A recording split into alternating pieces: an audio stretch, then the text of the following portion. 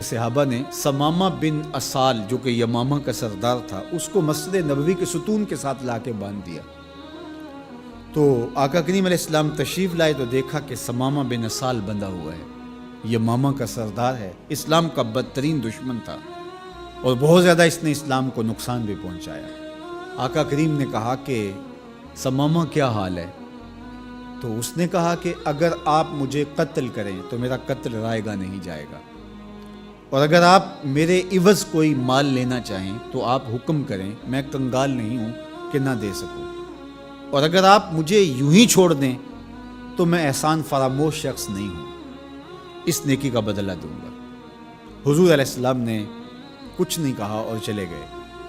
دوسرے دن حضور پھر تشریف لائے اور پھر کہا کہ سمامہ سنا کیا حال ہے؟ اس نے یہی باتیں دوبارہ کی کہ اگر آپ مجھے یوں ہی چھوڑ دیں تو مجھے احسان فراموش نہیں پائیں گے, خاندانی شخص ہوں, اس کا بدلہ چکاؤں گا, اور اگر آپ میرے عوض کچھ لینا چاہیں تو کوئی کنگال شخص نہیں ہوں کہ کچھ دے نہ سکوں, اور اگر آپ جو ہے وہ مجھے قتل کر دیں تو کوئی معمولی شخص نہیں ہوں کہ میرا قتل یوں ہی بھلا دیا جائے گا, اس کے بدلے میں خون کی ندیاں بہیں گی.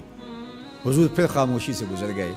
تیسرے دن حضور پھر آئے اور کہا سمامہ کیا حال ہے؟ اس نے پھر وہی باتیں کی کہ اگر آپ مجھے یوں ہی معاف کر دیں تو احسان فراموش نہیں ہوں گا, اور اگر آپ مجھے قتل کر دیں تو میرا قتل رائے گا نہیں جائے گا, اور اگر آپ یوں ہی چھوڑ دیں تو پھر اس کے جواب میں میری طرف سے جو رد عمل ہوگا وہ بھی دیکھنے والا ہوگا. تینوں دن یہی بات کہی, لیکن حضور تینوں دن اس کی گفتگو سنتے رہے. اچھا موقع ہے, ایک شخص آیا ہے اور بدترین دشمن ہے, اس کی کونسلنگ کی جائے, اس کو سمجھایا جائے, لیکن ساری باتیں باتوں سے نہیں ہوتی, کچھ نگاہوں کے فیصلے بھی ہوتے. تیرا علاج نظر کے سوا کچھ اور نہیں. حضور نے کچھ نہیں کہا, اور تیسرے دن جب حضور نے کہا کہ اس کی رسیاں کھول دو تو اس کی رسیاں کھول دی گئی. تو وہ باہر جاتا ہے, قدم اندر کو اٹھتے ہیں. حضور نے تو چھوڑ دیا, لیکن اب وہ جائے تو کہاں جائے؟ پر کاٹ کے میرے کہا صیاد نے مجھ سے, جا تجھے کشمکش دہر سے آزاد کیا. ہر قیدی رہائی مانگتا ہے, اور جب اس کو پروانہ ملتا ہے کہ آج تو جیل سے آزاد ہوگا تو وہ اچھلتا کودتا ہوا باہر آتا ہے اور جیل کے سوگوار ماحول کو چھوڑ کے بھاگتا ہے. لیکن جو زلف رسول کا قیدی ہوتا ہے وہ کبھی رہائی چاہتا ہی نہیں ہے. تمہاری زلف کے قیدی نرالی شان رکھتے ہیں, کبھی مانگا نہیں کرتے رہائی یا رسول اللہ. اب وہ باہر چلا گیا اور غسل کر کے پھر پلٹ آیا اور حضور علیہ السلام کے ہاتھ پہ بیعت اسلام کرتا ہے. اسلام لانے کے بعد اب وہ جو پہلی بات کرتا ہے وہ سنیے.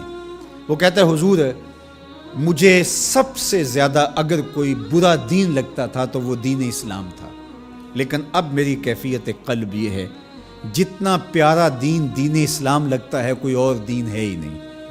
اور جتنے بھی دنیا پہ شہر موجود تھے مجھے شہر مدینہ ان میں سے معاذ اللہ اچھا نہیں لگتا تھا, لیکن اب میری کیفیت یہ ہے جنوں ویکھ کے اکھیاں ٹھر دیاں نے, جنوں ویکھ کے ٹھردا سینہ ہے, ربا تیری ساری خدائی وچوں بس ایک کو شہر مدینہ ہے.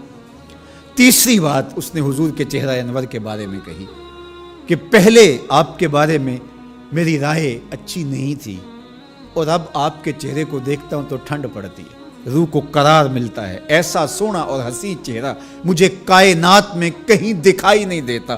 مکھ چند بدر شاہ شانی ہے, متھے چمک دی لاٹ نورانی ہے, کالی زلف تے اکھ مستانی ہے, مخمور رکھی ہن مد بریاں. اب اسلام لانے کے بعد جو فوری تبدیلی اس نے محسوس کی اس کو بیان کیا. حضور کائنات میں سب سے محبوب چہرہ اگر مجھے نظر آتا ہے تو وہ آپ کا ہے. تو ادھر ایمان لایا اور ادھر دل میں یہ تغیر اور یہ تبدیلی پیدا ہوئی.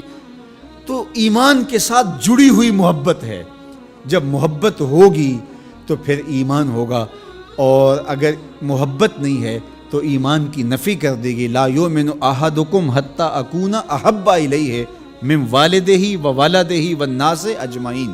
محمد کی محبت دین حق کی شرط اول ہے, اسی میں ہو اگر خامی تو سب کچھ نامکمل ہے.